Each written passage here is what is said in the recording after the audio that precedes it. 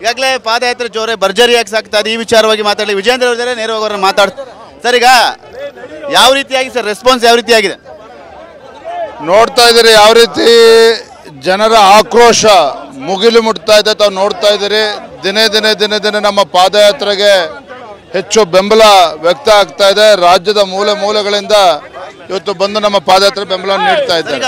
ಒಂದು ಸಮನ್ವಯತೆ ಕೊರತೆ ಆಗುತ್ತೆ ಅನ್ನೋ ಒಂದು ಕಾಂಗ್ರೆಸ್ನವರು ಆರೋಪ ಮಾಡ್ತಾ ಇದ್ರು. ಸಮನ್ವಯತೆ ಕೊರತೆ ಆಗುತ್ತೆ ಜೆಡಿಎಸ್ ಬಿಜೆಪಿ ಇದು ಅಂತ ಹೇಳಿ ಮುಖ್ಯಮಂತ್ರಿಗಳು ಶಾಸಕರ ಮಧ್ಯೆ ಸಮನ್ವಯದ ಕೊರತೆನೂ ಇದೆ. ಮುಖ್ಯಮಂತ್ರಿಗಳ ಬಗ್ಗೆ ವಿಶ್ವಾಸನೂ ಕೂಡ ಕಳೆದುಕೊಂಡಿದ್ದಾರೆ ಶಾಸಕರು, ಆಡಳಿತ ಪಕ್ಷ ಶಾಸಕರು. ಆಗ ನಮ್ಮ ಬಗ್ಗೆ ತಲೆ ಕೆಡಿಸ್ಕೊಳ್ತಕ್ಕಂಥ ಅವಶ್ಯಕತೆ ಇಲ್ಲ, ಅವ್ರದ್ದೇನಿದೆ ನೋಡಲಿ. ಈ ಒಂದು ಪಾದಯಾತ್ರೆನ ಡೈವರ್ಟ್ ಮಾಡ್ಲಿಕ್ಕೆ ಏನಾದ್ರು ಡಿ ಕೆ ಶಿವಕುಮಾರ್ ಅವರು ಒಂದಷ್ಟು ವ್ಯವಸ್ಥೆ ಮಾಡ್ತಾ ಇದ್ದಾರೆ ಅಂತ ಹೇಳಿ ನಿಮ್ಮ ಬಿಜೆಪಿ ಆರೋಪ ಮಾಡ್ತಾ ಇದ್ದಾರೆ. ಪಾದಯಾತ್ರೆಯನ್ನ ಡೈವರ್ಟ್ ಮಾಡ್ಲಿಕ್ಕೆ ಡಿ ಕೆ ಶಿವಕುಮಾರ್ ಅವರು ಈ ರೀತಿಯ ಹೇಳಿಕೆಗಳನ್ನ ಕೊಡ್ತಾ ಇದ್ದಾರೆ ಅಂತೇಳಿ ಬಿಜೆಪಿ ನಿಮ್ಮವರೇ ಆರೋಪ ಮಾಡ್ತಿದ್ದಾರೆ. ಡಿ ಕೆ ಶಿವಕುಮಾರ್ ಅವ್ರಿಗೆ ಮಾಡೋದಕ್ಕೆ ಏನು ಬೇರೆ ಕೆಲಸ ಇಲ್ಲ. ಇವತ್ತು ಕುಮಾರಸ್ವಾಮಿ ಅವ್ರ ಬಾಯಲ್ಲಿ ಕೇಳೋದಕ್ಕೆ ಚೆನ್ನಾಗಿರುತ್ತೆ. ಡಿ ಕೆ ಶಿವಕುಮಾರ್ ಏನು, ಅವ್ರ ಹಿನ್ನೆಲೆ ಏನು, ಅದ್ರ ಬಗ್ಗೆ ನಾನು ಚರ್ಚೆ ಮಾಡೋದಕ್ಕೆ ಹೋಗೋದಿಲ್ಲ. ಆದರೆ ಒಂದು ಜನರ ವಿಶ್ವಾಸನ ಕಳೆದುಕೊಂಡಿರ್ತಕ್ಕಂಥ ಭ್ರಷ್ಟ ಕಾಂಗ್ರೆಸ್ ಸರ್ಕಾರ ಮುಖ್ಯಮಂತ್ರಿಗಳ ವಿರುದ್ಧ ಇವತ್ತು ಜನ ಆಕ್ರೋಶ ವ್ಯಕ್ತಪಡಿಸ್ತಾ ಇದ್ದಾರೆ. ಮೊನ್ನೆ ಪರಶುರಾಮ್ ಒಬ್ಬ PSI ಆತ್ಮಹತ್ಯೆ ಮಾಡಿಕೊಂಡ್ರು. ಲಂಚ ಕೊಟ್ಟು ಹಣ ಕೊಟ್ಟು ಕೂಡ ಆಡಳಿತ ಪಕ್ಷ ಶಾಸಕರು ಯಾವ ರೀತಿ ನಡೆದುಕೊಂಡಿದ್ದಾರೆ, ಆತ್ಮಹತ್ಯೆಗೆ ಕಾರಣ ಒಬ್ಬ ದಲಿತ ಸಮುದಾಯಕ್ಕೆ ಸೇರಿರ್ತಕ್ಕಂಥ ಒಬ್ಬ ಅಧಿಕಾರಿ. ಈ ರೀತಿ ಭ್ರಷ್ಟಾಚಾರ ಇವತ್ತು ಮುಗಿಲು ಮುಟ್ಟಿದೆ.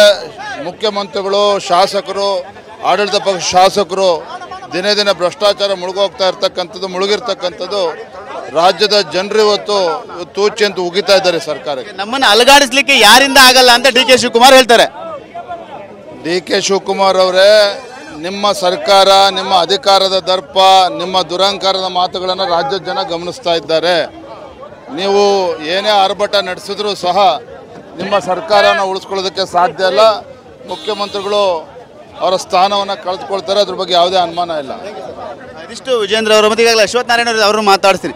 ಸರ್, ಈ ಒಂದು ಪಾದಯಾತ್ರೆಗೆ ಒಂದು ರೀತಿ ಸಾವಿರಾರು ಸಂಖ್ಯೆಯಲ್ಲಿ ಜನರು ಬರ್ತಾ ಇದ್ದಾರೆ. ಆದರೆ ನಮ್ಮನ್ನು ಅಲ್ಲಾಡಿಸ್ಲಿಕ್ಕೆ ಯಾರಿಂದಲೂ ಆಗಲ್ಲ ಅಂತೇಳಿ ಡಿ ಕೆ ಶಿವಕುಮಾರ್ ಹೇಳ್ತಾರೆ. ನೋಡಿ, ಯಾರೂ ಅಲ್ಲಾಡಿಸಿಲ್ಲ. ಅವ್ರು ಮಾಡಿದಂಥ ಭ್ರಷ್ಟಾಚಾರ ಅವರನ್ನು ಅಲ್ಲಾಡಿಸ್ತಿದೆ. ಅವ್ರು ಮಾಡಿದಂಥ ತಪ್ಪುಗಳು, ಜನ ವಿರೋಧಿ ನಿಲುವುಗಳು ಇವೆಲ್ಲ ಈ ಸರ್ಕಾರಕ್ಕೆ ಸಿಂಹ ಸ್ವಪ್ನವಾಗಿದೆ. ಹಾಗಾಗಿ ಭ್ರಷ್ಟಾಚಾರವನ್ನು ಆರಾಧಿಸುವ ಈ ಕಾಂಗ್ರೆಸ್ಸಿಗೆ ಜನಾಂದೋಲನ ಆಗಿ ಇವತ್ತು ಅವರು ರಾಜೀನಾಮೆಯನ್ನು ಕೊಡಬೇಕು ಅನ್ನೋಂಥದ್ದು ಬಹಳ ಸ್ಪಷ್ಟ ಸಂದೇಶ. ಅದು ಬಿಟ್ಟರೆ ಬೇರೆ ಏನಿಲ್ಲ. ನಿಮ್ಮ ಹೋರಾಟದಿಂದ ಭಯ ಶುರುವಾಗಿದೆಯಾ ಕಾಂಗ್ರೆಸ್ಗೆ? ಹಾಗಾದ್ರೆ ಖಂಡಿತ ಶುರುವಾಗಿದೆಯಾ? ಏನು ಅನ್ಕೊಂಡಿದ್ರು, ಏನು ಬೇಕಾದ್ರೆ ಮಾಡ್ಬೋದು, ನಮಗೆ ಹಕ್ಕಿದೆ ಭ್ರಷ್ಟಾಚಾರ ಮಾಡಲಿಕ್ಕೆ, ಜನರು ದುಡ್ಡು ಲೂಟಿ ಹೊಡೆಯೋದೇ ನಮ್ಮ ಕರ್ತವ್ಯ ಅಂತ ಅಂದ್ಕೊಂಡಿದ್ರು. ಹಾಗಾಗಿ ಇವತ್ತು ಬಿಗಿಯಾಗಿ ಭಾಳ ಜೋರಾಗಿ ಇವತ್ತು ಹೋರಾಟವನ್ನು ಮಾಡಿ ಸಾಕ್ಷಿ ಸಮೇತ ಸಿಗಾಕೊಂಡಿರುವಂಥ ಈ ಮುಖ್ಯಮಂತ್ರಿಗಳು, ಇತರ ಸಚಿವರುಗಳು ಸಾಕ್ಷಿ ಇದೆ, ಸಾಕ್ಷಿ ಇಟ್ಟೇ ನಾವು ಕೇಳ್ತಾ ಇದ್ದೀವಿ.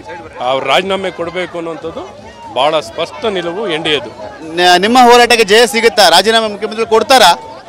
ಖಂಡಿತ. ಏನಾರು ಅಲ್ಪ ಸ್ವಲ್ಪ ಏನಾರು ನೈತಿಕತೆ, ಆತ್ಮಸಾಕ್ಷಿ ಅಂತ ಏನಾರು ಇದ್ದರೆ ಕಾಂಗ್ರೆಸ್ ಪಕ್ಷಕ್ಕೆ ರಾಹುಲ್ ಗಾಂಧಿಯವರು ಸಂವಿಧಾನ, ಪ್ರಜಾಪ್ರಭುತ್ವ, ಭ್ರಷ್ಟಾಚಾರ ವಿರುದ್ಧವಾಗಿ ಅಂತ ಹೇಳಿಕೆ ಕೊಡ್ತಾರಲ್ಲ, ಖಾಲಿ ಹೇಳಿಕೆ, ಈಗ ಅವರು ತೋರಿಸ್ಲಿ ಅವ್ರ ಬದ್ಧತೆ ಏನು ಅಂತ ತೋರಿಸ್ಲಿ. ಹಾಗಿದ್ರೆ ಇಷ್ಟೊತ್ತಿಗಾಗಲೇ ಸಿದ್ದರಾಮಯ್ಯನವರು ರಾಜೀನಾಮೆ ಕೊಡಬೇಕಿತ್ತು.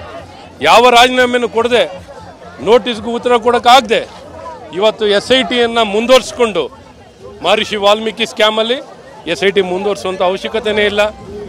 ಆದರೂ ಹೇಗೋ ತಡೆಗೋಡೆಗಳನ್ನ ಮಾಡಿಕೊಂಡು ತಮ್ಮನ್ನು ತಾವು ರಕ್ಷಣೆ ಮಾಡಿಕೊಳ್ಳಿಕ್ಕೆ ವಿಫಲ ಪ್ರಯತ್ನಗಳನ್ನು ಮಾಡ್ತಿದ್ದಾರೆ. ಹಾಗಾಗಿ ಇವತ್ತು ಕಾಂಗ್ರೆಸ್ ಪಕ್ಷ ತಕ್ಷಣ ಜನರ ಭಾವನೆನ ಗೌರವಿಸೋದಾದರೆ, ಭ್ರಷ್ಟಾಚಾರದ ವಿರುದ್ಧವಾಗಿ ನೀವು ಅಧಿಕಾರಕ್ಕೆ ಬಂದಿದ್ದೀರಾ, ಇವತ್ತು ಭ್ರಷ್ಟಾಚಾರವನ್ನು ಆರಾಧಿಸ್ತಿದ್ದೀರಾ.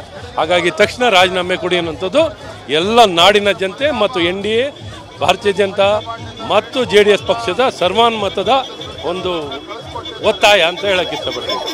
ಇದಿಷ್ಟು ಅಶ್ವಥ್ ನಾರಾಯಣ್ ಮತ್ತು ವಿಜೇಂದ್ರ ಅವರು. ಮತ್ತೆ ಯಾಕಂದರೆ ಮುಖ್ಯಮಂತ್ರಿಗಳ ನೈತಿಕತೆ ಇದ್ದರೆ ರಾಜೀನಾಮೆಯನ್ನು ಕೊಡಬೇಕು ಅನ್ನೋ ಒಂದು ಮಾತನ್ನು ಕೂಡ ಹೇಳ್ತಾರೆ. ನಮ್ಮ ಹೋರಾಟ ನಿರಂತರ ಅನ್ನೋ ಮಾತು ಕೂಡ ಹೇಳ್ತಾ ಇರೋದು.